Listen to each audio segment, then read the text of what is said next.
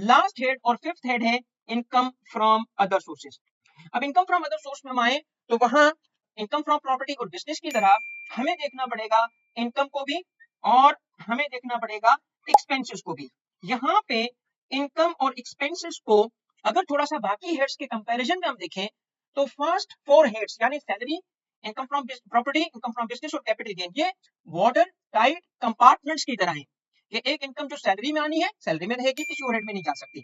तो लॉ ने सेक्शन 12 में सैलरी, 15 में इनकम फ्रॉम प्रॉपर्टी, 18 में इनकम फ्रॉम बिजनेस और 37 और 37A में कैपिटल गेन की कौन कौन सी इनकम्स कवर होनी है और जो इन हेड्स में कवर नहीं हो सका उसके लिए कहा कि इनकम फ्रॉम अदर सोर्स में टैक्स किया जाएगा। Section 39 income from other source को डील करता है और वहां पे कुछ लिस्ट भी गिवन है उन इनकम्स की जो अदर सोर्स में एक्सप्रेसली कवर की गई है, मगर वो लिस्ट एग्जॉस्टिव नहीं है।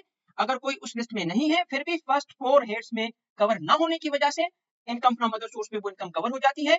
और बेसिस ऑफ चार्ज यहाँ जो है वो बड़ा सिंपल सा है कि रिसीव्ड बेसिस पे टैक्स किया जाता है, यानी कि वो कैश बेसिस है और एक्सपेंसेस भी इसी मेथड की वजह से पेड बेसिस पे अलाउ किए जाते हैं। ये हमारा as a whole tax accounting का बुनियादी, टैक्स अकाउंटिंग एक बड़ी वास्ट सी फील्ड है जिसमें इनकम टैक्स ऑर्डिनेंस अपनी अकाउंटिंग खुद बताता है। बहुत सारे एरिया ऐसे हैं जिसमें वो अकाउंटिंग, नॉर्मल अकाउंटिंग IFRS को फॉलो तो करता है मगर साथ साथ कहीं चेंजेस कर देता है। इस वजह से हमें टैक्स की अपनी अकाउंटिंग को समझना पड़ेगा। इस वीडियो में हमने सबसे बुनियादी बेसिस ऑफ चार्ज को कवर किया। अगली आने वाली वीडियोस में हम इंशाल्लाह टैक्स अकाउंटिंग का ये सिलसिला जारी रखेंगे।